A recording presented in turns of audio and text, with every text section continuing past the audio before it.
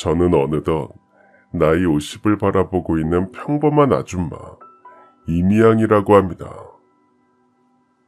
저를 잘 모르는 사람들은 다들 비슷하게 말하죠. 제가 인생의 굴곡이나 큰 고생 없이 잘 살아왔을 것 같다고요. 제가 친한 사람이나 가족 외에는 워낙에 속을 잘 털어놓지 않는 성격이라 그렇게 보일지도 모르겠지만요. 사는 게 어디 늘 평탄하기만 했겠습니까? 지금까지 살아오면서 좋은 일, 속상한 일도 있었고 때론 도무지 믿기지 않았던 일을 맞닥뜨렸던 적도 있었어요. 그리고 그 중에는 아직까지도 또렷하게 기억나는 잊을 수 없는 사건이 하나 있습니다. 그 일을 겪으면서 저는 사람의 마음이라는 게 얼마나 쉽게 흔들리고 또 얼마나 깊이 상처받을 수 있는지를 뼈저리게 느꼈습니다. 무엇보다 가까운 가족이 그 중심에 있었기에 더 크게 다가왔던 일이었어요. 시간이 꽤 흐른 지금은 웃으면서 이야기할 수 있지만 그 당시만 해도 온 세상이 통째로 흔들리는 기분이었습니다. 제가 오늘 말씀드리려는 건 특별한 성공담이나 감동적인 이야기는 아닙니다. 하지만 세상에 이런 일도 있구나, 저런 상황에선 어떻게 해야 할까 하고 한 번쯤 생각해 보실 만한 이야기일 겁니다. 지금부터 제가 직접 겪은 그날의 일을 차근차근 들려드리겠습니다. 저에겐 하나뿐인 남동생이 있습니다. 동생의 이름은 이진수고 제가 6살 때 태어났습니다. 그래서 제 눈엔 늘 아기 같고 귀엽고 아끼고 싶은 존재였어요. 다른 아이들이 인형을 가지고 놀 때 저는 동생을 안고 업고 돌보는 게 더 좋았습니다. 하지만 동생 진수가 태어나고 얼마 지나지 않아 엄마의 건강은 점점 나빠졌습니다. 저는 어린 나이였지만 엄마가 기운 없어 하는 모습을 보면 항상 마음이 쓰였어요. 하루빨리 엄마께서 건강을 되찾았으면 했지만 한번 나빠진 엄마의 건강은 안타깝게도 쉽게 나아지지 않았고 결국 동생이 초등학교에 들어가기도 전에 세상을 떠나고 말았습니다. 그때 제 나이가 겨우 12살이었는데 세상에서 가장 큰 빈자리를 일찍 경험하게 된 셈이었죠. 엄마가 돌아가신 뒤로 저는 누가 시킨 것도 아닌데 스스로 동생을 지켜야 한다는 마음을 먹었던 것 같아요. 제겐 그래도 엄마와 함께한 12해의 추억이 있었지만 진수는 너무 어려서 엄마 품에 안겼던 기억조차 가물가물할 나이였거든요. 그게 늘 마음에 걸렸고 그래서 더 동생이 애틋했습니다. 밥을 먹을 때도 옷을 입을 때도 학교 갈 준비할 때도 항상 옆에서 동생을 챙겼어요. 아버지는 그런 저를 보면서 너무 일찍 철들게 한 것 같다며 늘 미안해 하셨습니다. 미양아, 난 네가 참 대견하기도 하고 안쓰럽기도 하고 너도 아직 어린데 동생을 그렇게 잘 챙기니 아휴, 이 아버지가 많이 미안해. 아니에요. 제가 진수 누나인데 당연히 잘 챙겨야죠. 그리고 진수도 얼마나 제 말을 잘 듣는데요.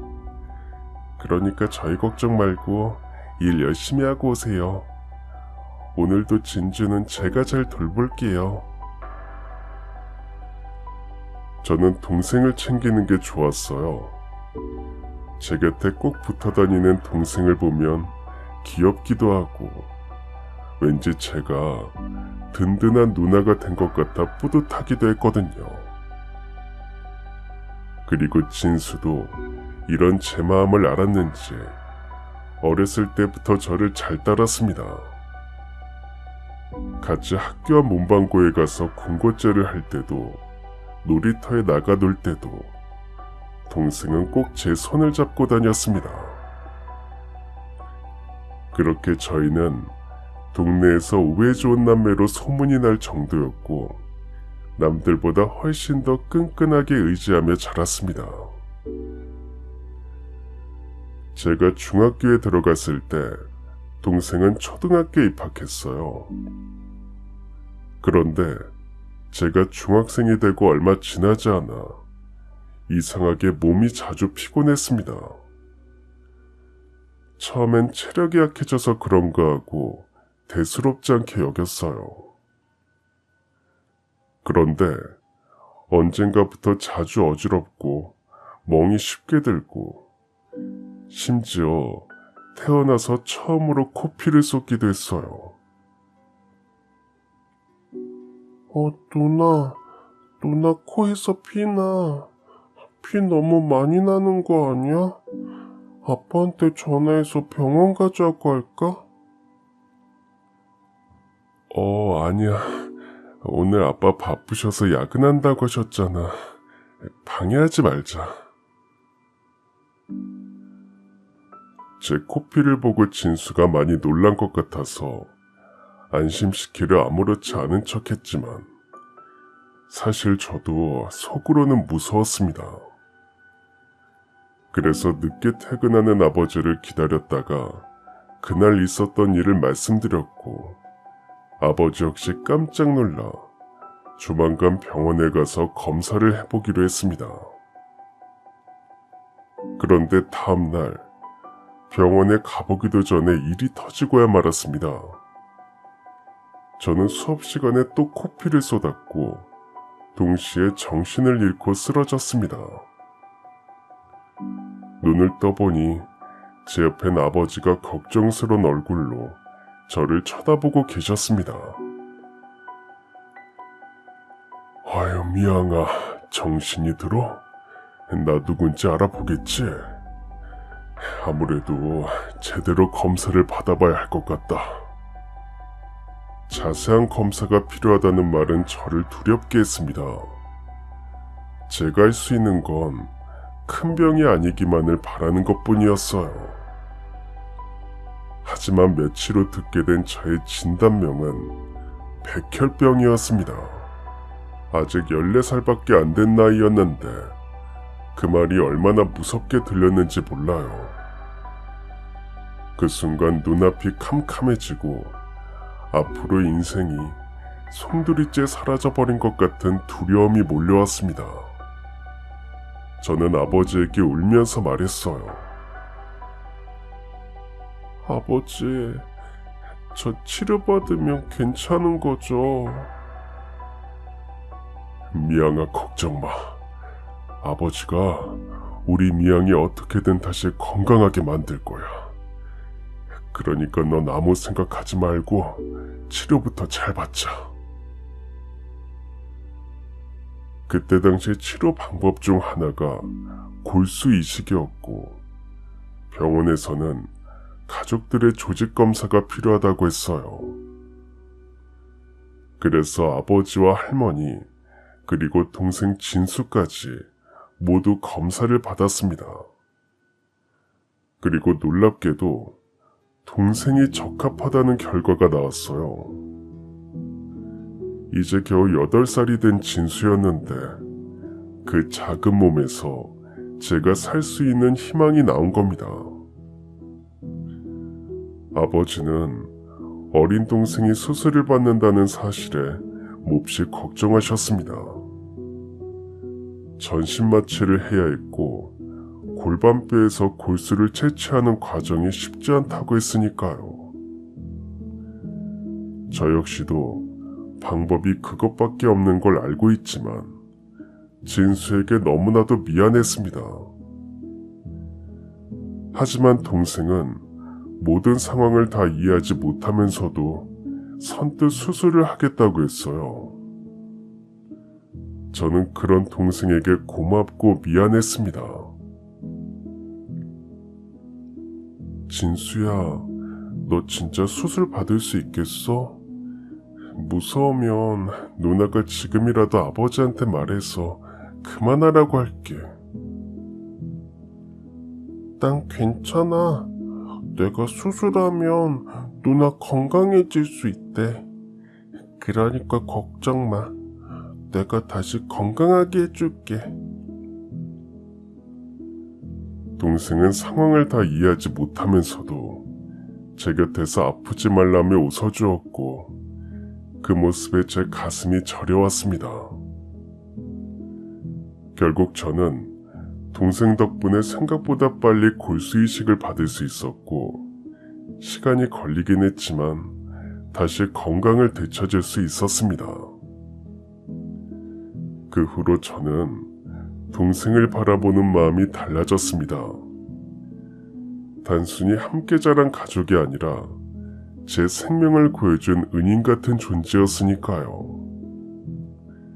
그래서 동생에게 더 잘해주었고 동생도 저를 더 따르게 되었습니다.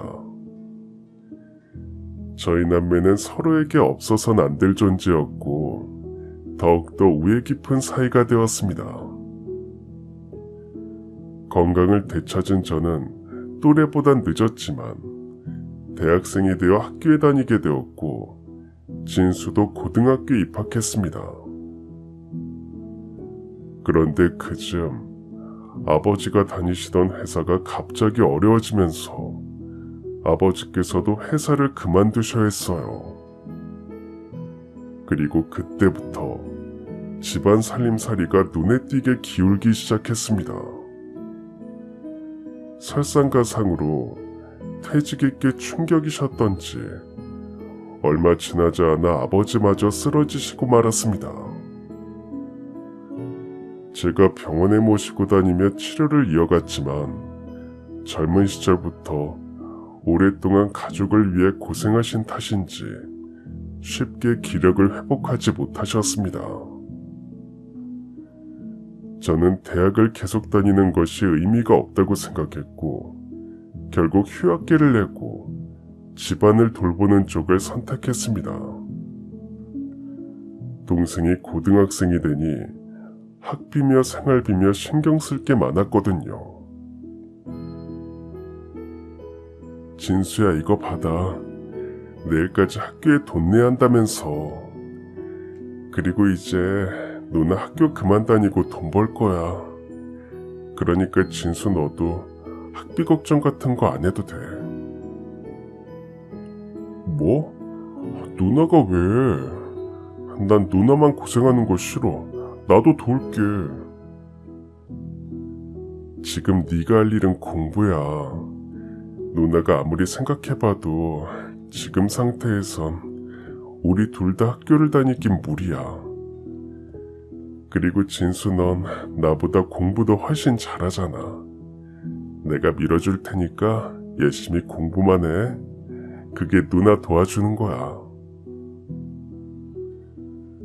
저는 그렇게 말하며 진수의 손을 꼭 잡았습니다. 동생은 머리가 좋고 성실했기에 충분히 좋은 대학에 갈 수 있다고 믿었고 그런 동생을 위해 제가 할 수 있는 일은 끝까지 뒷바라지를 하는 거였어요. 진수는 처음엔 미안하다며 고개를 숙였지만 제 마음을 알았는지 이내 묵묵히 공부에 매진했습니다. 아버지가 점점 쇠약해지면서 저희 둘은 하루하루를 버티듯 살아갔습니다. 그러던 중 결국 아버지는 끝내 회복하지 못하시고 세상을 떠나셨습니다. 그날 이후 세상엔 저희 남매 단둘만 남게 되었죠. 현실은 막막했지만 저는 남동생을 끝까지 지켜야 한다는 생각뿐이었습니다. 그래서 더 살뜰히 보살폈고 동생 역시 그런 저를 보며 이를 악물고 공부했습니다. 다행히 좋은 성적을 거둬 장학금을 받으며 대학에 입학할 수 있었고 학비와 생활비 부담을 덜 수 있었습니다. 동생은 졸업하면 바로 취업해 저를 도와주겠다는 목표로 열심히 학업에 매달렸습니다. 저희 남매는 서로의 버팀목이자 희망이 되어 다른 가족 없이도 서로에게 의지하며 하루하루를 살아갔습니다. 집안 살림 챙기고 일하면서 살다 보니 저는 어느덧 30이 되어 있었어요. 저는 그때까지도 일하고 돈 버느라 결혼에 대해서는 큰 생각이 없었습니다. 하지만 친구들은 거의 다 결혼을 해서 이미 아이를 키우고 있기도 했어요. 주변에 짝이 없는 사람이라고는 저와 현정이란 절친한 친구뿐이었죠. 그런데 어느 날 현정이에게 전화가 왔습니다. 미영아, 너 이번 주 금요일 저녁에 시간 돼? 별일은 아니고 나 사귀는 사람이 있었잖아. 그 사람 너한테도 소개해주고 싶어서. 어머, 정말? 현정이 너 그 사람이랑 진지하게 만나는 거구나. 알겠어. 금요일에 퇴근하고 보면 되지? 어떤 사람인지 기대된다. 참 미영아, 그날 예쁘게 하고 나와. 알겠지? 그리고 친구와 약속한 금요일이 됐습니다. 평소처럼 편하게 입고 출근하려 했지만 그날 아침 예쁘게 하고 나오라는 친구의 말이 떠올랐어요. 아무래도 친구와 결혼할 사람을 소개받는 자리니 평소보다 조금 신경을 더 쓰고 출근을 했죠.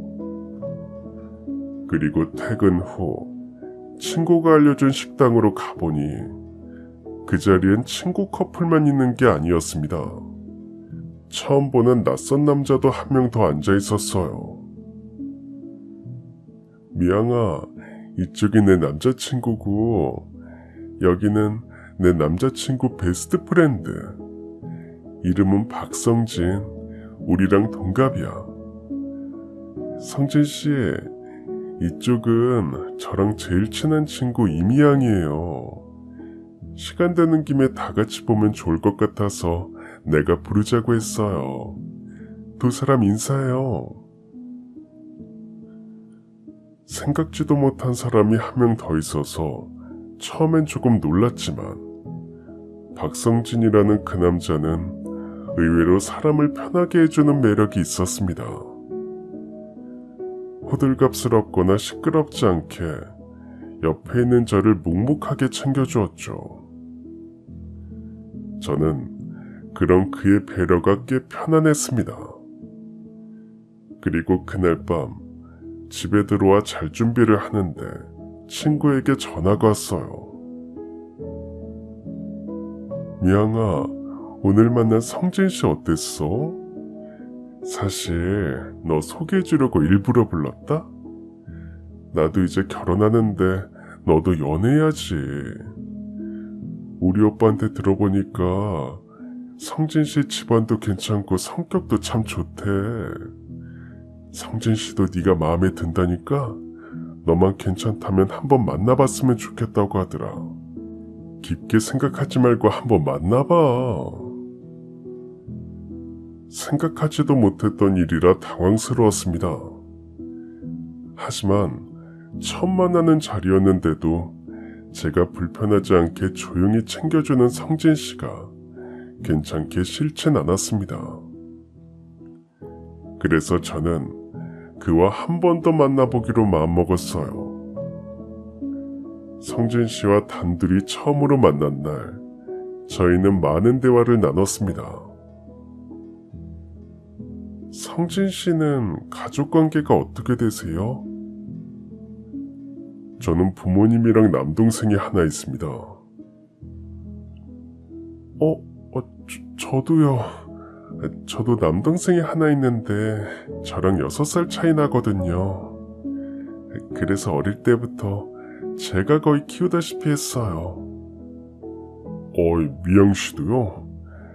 저도 남동생이랑 8살이나 차이가 나거든요. 제 동생은 늦둥이로 사랑만 받고 자라서 그런지 아직도 철이 안 들었습니다. 제 말은 듣지도 않아요. 아, 그 녀석 앞으로 제 앞가림이나 하고 살지 걱정이에요. 미양씨 동생은 어때요? 누나 말 잘 듣나요? 성진씨도 들으셨죠? 저희 부모님이 일찍 돌아가신 거. 그래서인지 고맙게도 제 동생은 저를 참 잘 따르고 말도 잘 들어요. 다행이네요. 언제 한번 미양씨 남동생도 만나보고 싶네요. 저희는 그날 이후로 몇 번 더 만나면서 자연스럽게 연락을 주고받았고 얼마 가지 않아 연애를 시작했습니다. 성진 씨와의 연애는 큰 사건이나 드라마틱한 고백은 없었지만 저는 오히려 그게 참 좋았어요. 편안했고 만난 지 오래된 것 같은 익숙함이 있었거든요. 성진 씨와 저는 담담하게 서로의 삶에 스며들었고 결혼까지 약속했습니다. 그리고 저는 성진 씨에게도 하나뿐인 제 가족을 소개했어요. 처음 만나는 날부터 동생 진수는 성진 씨를 친형처럼 잘 따랐습니다. 사소한 일도 챙겨주었고 동생이 힘들어할 때는 다정하게 등도 두드려주곤 했죠. 그 모습을 보면서 저는 안심이 됐습니다. 성진 씨가 남자 형제가 없는 제 동생에게 좋은 형이 되어줄 것 같았죠.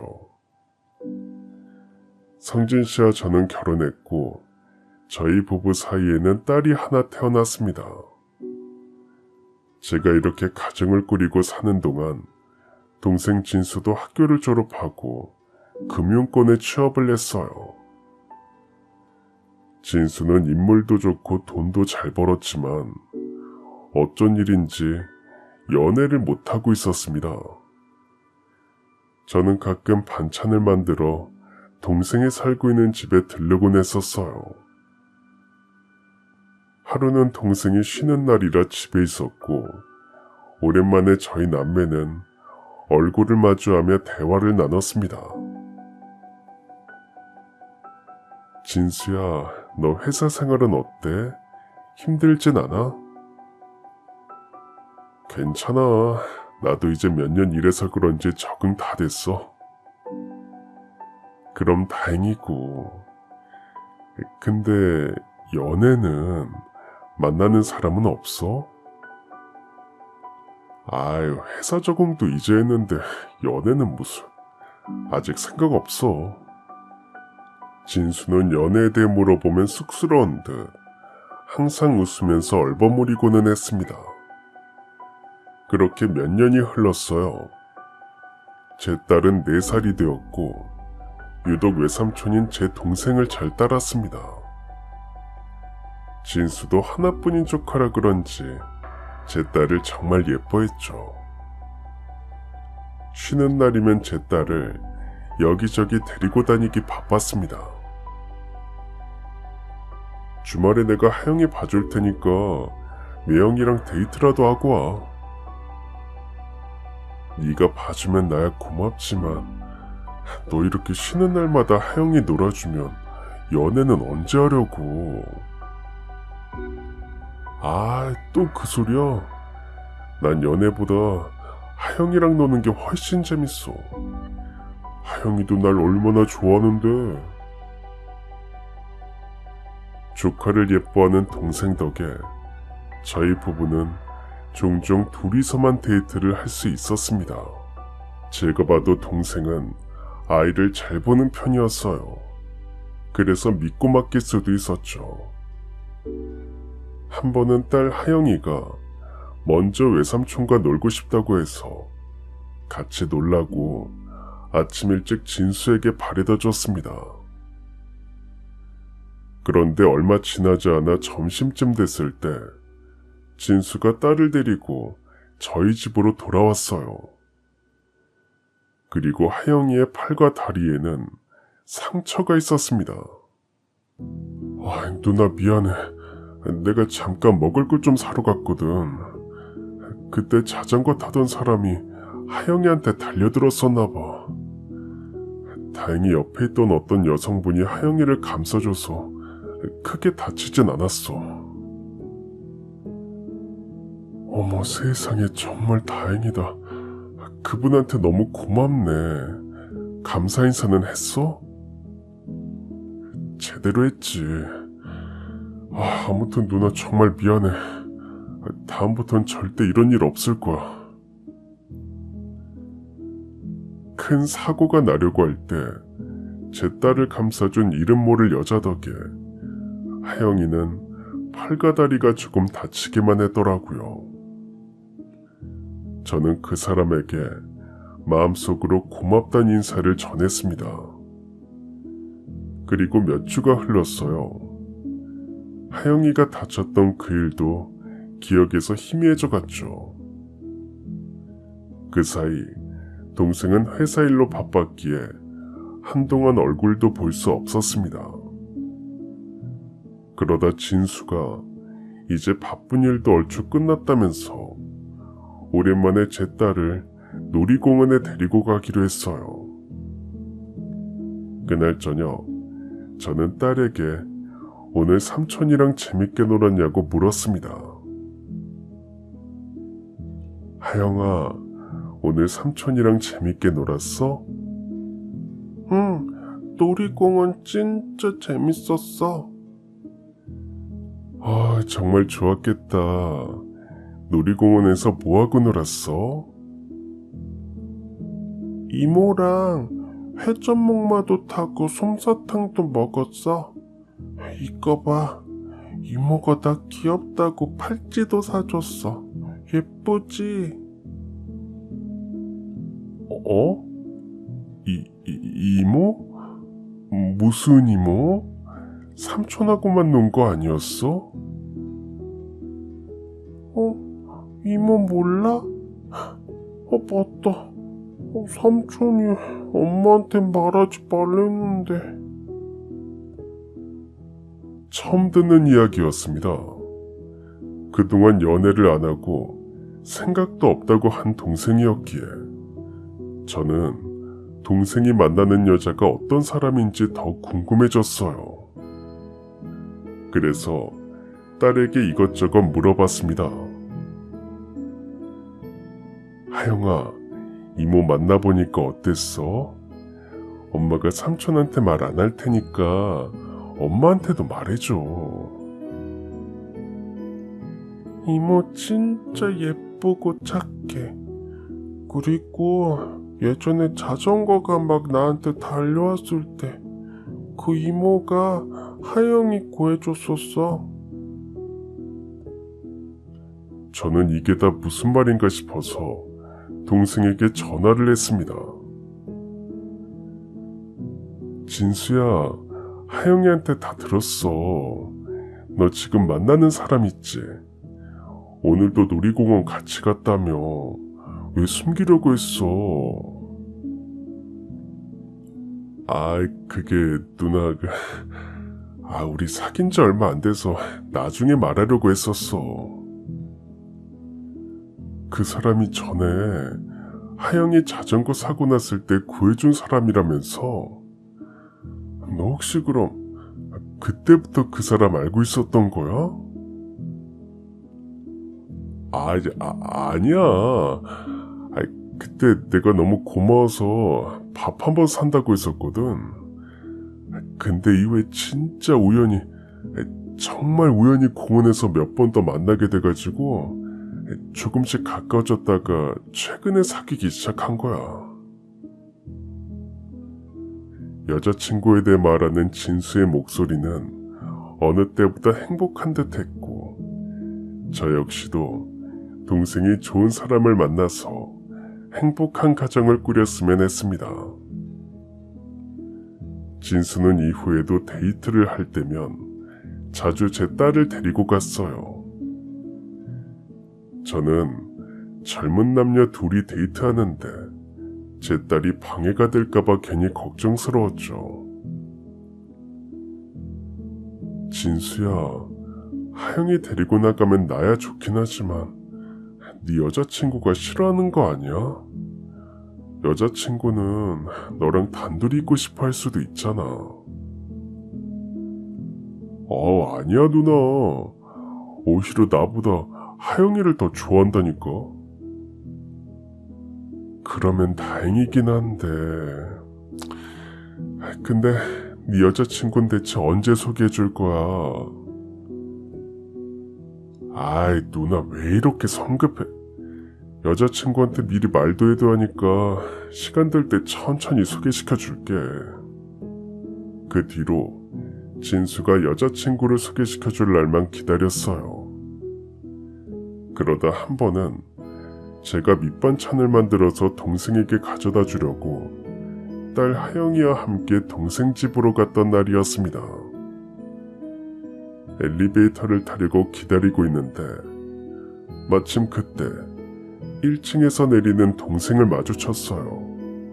동생은 어떤 여자와 함께였고 서로 손을 잡고 있었습니다. 저는 단번에 그녀가 동생이 만나고 있는 여자친구란 느낌이 들었죠. 진수는 저를 보더니 깜짝 놀랐습니다. 아니, 누나가 웬일이야? 웬일은 너 먹을 반찬 가지고 왔지. 근데 옆에 분은 누구셔? 저는 눈치를 챘지만 아무것도 모른다는 듯 물었습니다. 동생이 만나고 있는 여잔 참하고 얌전하게 생겼고 피부가 유독 하얗고 깨끗했어요. 그래서인지 유독 턱 밑에 난 점이 눈에 들어왔습니다. 그리고 동생과는 꽤 나이 차이가 있어 보이는 앳된 얼굴이었어요. 딸 하영이가 그 여자를 알아보곤 반갑게 인사를 하자 동생의 여자친구는 제게도 인사를 건넸습니다. 안녕하세요. 말씀 많이 들었습니다. 제가 너무 늦게 인사드리는 것 같아서 죄송해요. 저는 진수 씨랑 만나고 있는 방예진이라고 합니다. 우리 진수랑 만나는 분이구나. 어머, 너무 반가워요. 진수 넌 이렇게 예쁜 분이랑 만나고 있으면서 어떻게 누나한테 한마디도 안 할 수가 있어? 예진 씨, 우리 진수가 잘해줘요? 네, 진수 씨가 참 다정하고 따뜻해요. 저한텐 과분할 정도로요. 저 지금 집에 가는 길이었거든요. 진수 씨, 오늘은 저 데려다 주지 않아도 돼요. 누님도 오셨는데 같이 올라가 보세요. 그리고 나중에 정식으로 인사드리겠습니다. 그럼 나중에 또 봬요. 동생의 여자친구는 그렇게 나중에 제대로 인사를 하겠다며 예의 바르게 말하곤 자신의 집으로 향했습니다. 저와 동생은 집으로 함께 올라왔고 내내 궁금했던 걸 물어봤어요. 그 아가씨 이름이 예진이라고 했지? 인상이 참 좋더라. 근데 진수 너보다 한참 어린 것 같던데 몇 살이야? 나보다 6살 어린데 연하란 느낌이 전혀 안 들어. 오히려 나보다 훨씬 성숙하고 생각이 깊더라고. 그 말을 하는 동생의 얼굴은 행복해 보였고 저도 둘이 좋으면 됐지라는 생각이 들어 더는 뭐라 하지 않았습니다. 그 뒤로도 동생은 여자친구와 꾸준히 만났고 보기에도 행복한 연애를 이어가는 듯 했습니다. 두 사람이 진지하게 만나는 것 같아서 저 역시 동생의 여자친구를 정식으로 만날 날을 은근히 기다리고 있었어요. 그런데 어느 날 동생의 얼굴이 한껏 어두워져 있었습니다. 평소 감정을 잘 드러내지 않던 아이였기에 더 걱정이 되어 무슨 일이냐고 묻자 한참을 머뭇거리다가 말했습니다. 누나, 예진이 집에 안 좋은 일이 생겼어. 여자친구 어머니가 암 진단을 받으셨는데 수술할 돈이 없대. 그래서 말인데 내가 금전적으로 도와주고 싶어. 진수야, 네 마음이 어떤진 알겠는데 이런 건 신중하게 생각해야 해. 알고 있어. 근데 누나, 나랑 예진이 어차피 결혼할 사이고 내가 돈이 없는 것도 아니잖아. 예진이 힘들어하는 거 더는 못 보겠어.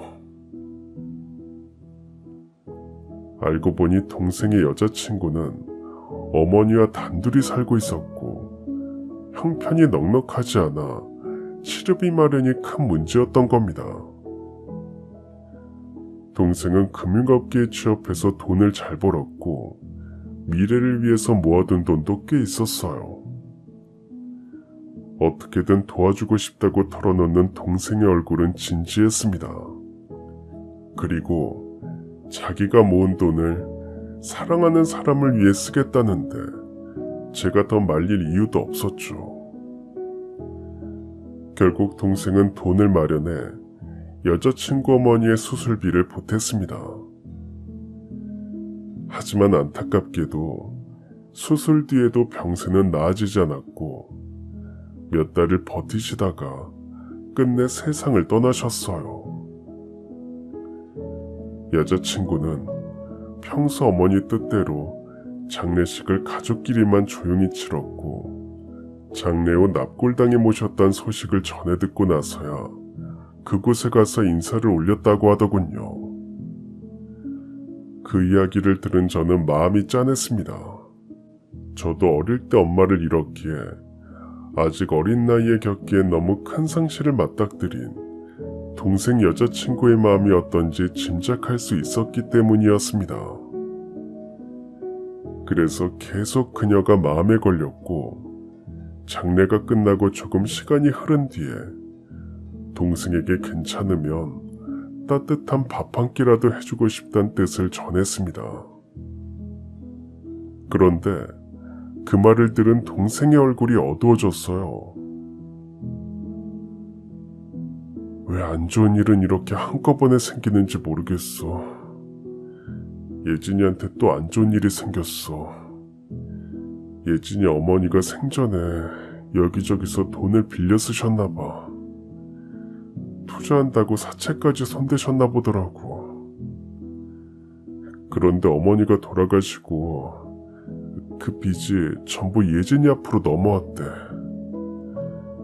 누나, 예진이가 자기 혼자 다 끌어안고 그냥 사라져버리고 싶다고 내 앞에서 막 우는데 마음이 너무 아파.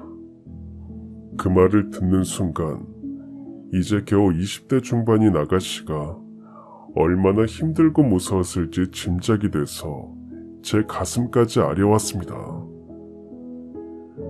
동생은 한숨을 한번 크게 쉬더니 단호하게 제 눈을 보고 말했어요. 그래서 내가 그 빚 대신 갚아주려고. 어차피 예진이랑 결혼할 텐데 이 정도도 못 해주면 어떻게 같이 미래를 그릴 수 있겠어? 아니 진수야, 그게 무슨 소리야. 그게 한두 푼도 아닐 텐데 너무 무모한 거 아니야? 네가 빚 갚아준다고 하니까 예진이는 알겠대? 그렇게 하래? 아니, 예진이도 처음엔 절대 안 된다고 거절했어. 차라리 그럴 거면 헤어지자고 하더라. 나한테까지 그런 부담 주는 게 미안하다고. 근데 누나, 난 예진이 없이 못 살 것 같아. 그래서 내가 계속 설득했어. 우리 인생은 이제 함께 가는 거라고. 남동생의 설득에 여자친구는 결국엔 고맙다고 하면서 평생 갚겠다고 말했다고 합니다. 그렇게 해서 진수는 대출까지 끌어다 쓰며 거의 억에 가까운 돈을 마련해 여자친구의 빚을 정리해 주었습니다.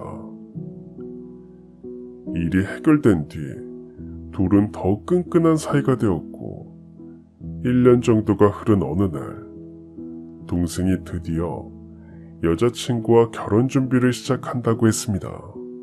그동안 힘든 일도 많았지만 결국은 행복한 결말로 이어지는구나 싶어 저도 기뻤어요. 하루는 동생에게 물어볼 게 있어서 전화를 걸었는데 몇 번을 해도 받질 않는 겁니다. 항상 연락이 잘 되던 동생이라 이상하다 싶었고 점점 불안감이 커져 결국 집으로 직접 찾아갔어요. 문을 열고 들어서자 집안 분위기가 심상치 않았습니다. 불도 켜지 않아 깜깜한 거실은 정리도 안 된 채 엉망이었어요. 제가 온 소리를 들은 동생이 침실에서 걸어 나왔는데 몰골이 말도 못할 정도였어요. 며칠째 씻지도 않은 듯 수염이 덥수룩하게 자라 있었고 맨날 며칠 아무것도 먹지도 자지도 못한 사람처럼 눈빛도 흐릿하고 얼굴은 창백했습니다. 진수야, 너 집에 있었으면서 왜 전화를 안 받아? 꼴은 또 이게 뭐야? 어디 아파? 회사는? 휴가 냈어. 휴가를 왜? 어디 아프면 누나한테 전화를 했어야지. 여자친구는 너 이러고 있는 거 알아? 누나, 우리 헤어졌어. 뭐? 헤어져? 결혼 준비하고 있다며 그게 무슨 소리야? 진수야, 알아듣게 좀 얘기를 해봐. 누나, 예진이가 죽을 병에 걸렸대. 근데 나한테 짐이 되고 싶지 않다고 그냥 떠났어. 연락도 안 되고 집까지 다 정리하고 사라졌어. 전화번호도 지웠나 봐. 없는 번호라고만 나와. 저는 그제야 사태를 이해했습니다. 갑작스러운 이야기였기에 당황스러웠고 믿을 수 없었죠. 이별로 인해서 아파하는 동생을 보는 게 저 역시 힘들었습니다. 하지만 한편으론 오히려 다행이란 생각도 들더라고요. 동생에겐 미안하지만 병든 여자친구를 돌보며 사는 것보단 차라리 이렇게 먼저 선을 긋고 떠나버린 게 서로에게 더 나은 선택일지도 모른다는 생각이 스쳤습니다. 하지만 이건 어디까지나 핏줄을 더 생각하는 제 머릿속의 계산일 뿐 동생의 상실감은 너무도 깊었어요. 진수는 한동안 큰 슬픔에서 빠져나오지 못했습니다. 밥을 함께 먹자 해도 젓가락을 들지 않았고 웃는 얼굴은 사라진 지 오래였습니다. 옆에서 지켜보는 저와 남편도 안타까웠지만 그럴수록 저희 부부는 더 신경 쓰고 챙겨주려 애썼습니다. 다행히 1년쯤 지나자 진수는 조금씩 마음을 추스르기 시작했어요. 예전처럼 활기를 되찾는 데는 시간이 걸렸지만 그래도 다시 일상으로 돌아오려고 애쓰는 모습이 보였습니다. 다만 이후로는 누군가를 새로 만난다는 게 쉽지 않은 것 같았죠. 저는 그조차도 시간이 해결해 주겠거니 언젠가는 새로운 인연을 만날 수 있겠거니 하며 지켜보기로 했습니다. 그리고 2년 후 저희 가족에겐 기쁜 소식이 찾아왔습니다. 바로 남편의 동생 도련님이 결혼하고 싶은 여자가 생겼단 것이었어요. 도련님은 몇 년간 지방에 있는 회사를 다니고 있었습니다. 결혼할 여자도 거기서 만났다고 하더군요. 우리 도련님도 드디어 장가를 가나 보네요. 어떤 여자래요? 둘이 만난 지는 한 1년쯤 됐는데 저번에 전화하면서 들어보니까 현진이 그 녀석이 아주 푹 빠진 것 같더라. 1년이요? 결혼 너무 급하게 하는 거 아닌가? 현진이도 이제 나이가 있으니까 좋은 사람이면 얼른 하는 게 좋지. 그리고 여자 쪽 어머니가 아프셔서 일찍 결혼시키고 싶어 한대. 그리고 이건 부모님도 모르는 일이긴 한데 현진이가 결혼할 여자 엄마 수술비로 돈도 꽤 준 것 같더라고. 좀 심각한 상황인가 봐. 예비 재수씨 아버지가 일찍 돌아가셔서 지금까지 둘이서만 살아왔대. 근데 엄마까지 아프시니까 그 병수발 하겠다고 회사도 그만둔 상태라 현진이가 생활비도 매달 주고 있대. 아무리 결혼할 사이라고 해도 그건 좀 과한 거 아니에요? 나도 그렇게 생각했는데 현진이가 돈이 없는 것도 아니고 도와주고 싶어서 그렇다는데 내가 무슨 말을 더 하겠어. 현진이도 이제 30이 훌쩍 넘었는데 자기 앞길은 알아서 하겠지. 우린 그냥 축하만 해주자고. 사실 저희 시댁은 잘하는 편이었고 도련님도 개발자로 일하고 있어서 수입이 좋은 편이었습니다. 그래서 남편 말대로 옆에서 두 사람의 결혼을 축하만 해주기로 하고 상견례 날을 기다렸어요. 저는 도련님의 결혼 소식을 들으면서 동생 진수가 더욱 신경 쓰였습니다. 진수도 전에 만나던 예진이랑 그 여자와 잘 됐다면 아마 지금쯤 행복한 가정을 꾸렸을 텐데 안타깝기만 했죠. 시간이 흘러 동생에게도 도련님처럼 좋은 일이 생겼으면 했습니다. 그런데 상견례 며칠 전 동생 진수가 저를 찾아왔고 놀라운 이야기를 듣게 됐습니다. 누나 놀라지 말고 들어. 어제 경찰이 나를 찾아왔어. 진수야, 다짜고짜 무슨 말이야. 경찰이 왜 너를 찾아와? 대체 무슨 일로? 너 뭐 잘못한 거 있니? 아니, 예진이 때문에. 근데 경찰이 이상한 소리를 했어.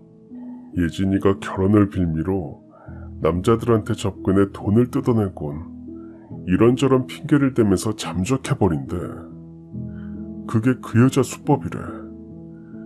나 말고도 당한 사람이 한둘이 아니라서 뭐 아는 거 있냐면서 찾아왔었어. 뭐라고? 그럼 그 여자가 사기꾼이라는 거야? 아무래도 그런 것 같아. 누나, 나 박예진 그 여자 절대 용서 못하겠어. 어떻게 사람 마음을 그렇게 가지고 놀 수가 있어? 진수는 그 여자가 자신을 떠났을 때보다 더 충격을 받은 듯 했습니다. 저 역시도 모든 사실을 듣고는 박예진이라는 그 여자를 용서할 수가 없었어요. 착한 제 동생의 마음을 이용해 먹은 그 여자가 괘씸했고 꼭 잡히길 바랬습니다. 진수가 다녀간 뒤로 심란한 와중에 도련님의 상견례 날은 다가왔어요. 저희 가족은 도련님이 예약해뒀다는 식당으로 향했습니다. 그리고 그곳에서 도련님과 결혼할 여자를 처음 보게 되었습니다. 예비동서는 차분한 인상에 얌전해 보였고 얼굴도 하얗고 깨끗했습니다. 그리고 턱에 점이 하나 있었는데 하얀 피부 때문인지 그 점이 유독 눈에 들어왔어요. 그런데 뭔가 이상했습니다. 분명 처음 보는 얼굴이었지만 저는 그 얼굴을 어디선가 본 듯 했거든요. 어디서 봤는지 떠올리느라 제가 아무 말도 안 하고 있자 남편이 속삭이며 물었습니다. 하영 엄마 왜 그래? 어디 불편해? 아까부터 한마디를 안 하네. 아무것도 아니에요. 그냥 예비동서 얼굴이 익숙해서 신경 쓰지 마요. 예비동서를 어디선가 본 듯 했지만 도무지 기억이 나질 않았습니다. 만약 저희가 아는 사이였다면 예비동서라도 아는 척을 했을 텐데 아무렇지도 않은 걸 보면 저 혼자만의 착각이라는 생각도 들었죠. 그런데 그때 딸 하영이가 화장실에 가고 싶다고 했습니다. 마침 저도 손을 씻어야 했기에 딸을 데리고 화장실로 향했어요. 거기서도 계속 예비동서의 얼굴이 익숙하긴 한데 도무지 누군지 떠오르지 않아 답답한 마음에 혼잣말로 저 점 어디서 봤지 했는데 볼일을 보고 나온 딸이 제 팔을 톡톡 치더니 귀에 대고 믿어지지 않는 말을 했습니다. 엄마, 이모는 내가 기억이 안 나나 봐. 현진이 삼촌 여자친구, 엄마는 기억 안 나? 저 이모 외삼촌 여자친구였잖아. 딸의 말에 저는 누군가에게 제 뒤통수를 한 대 얻어맞은 듯한 기분이 들었어요. 그리고 그제야 몇 년 전 동생의 집에 반찬을 주러 갔다가 잠깐 봤던 그 얼굴이 떠올랐죠. 저희 도련님과 결혼하겠다고 앉아있는 그 여자는 하얗고 깨끗한 얼굴이라 턱에 있는 점이 유독 눈에 들어왔던 진수의 전 여자친구 박예진이었습니다. 그 여자는 죽을 병에 걸렸다며 진수에게 사기를 치고 떠났는데 그 사기꾼이 왜 이 자리에 있는 건지 이해가 가질 않았죠.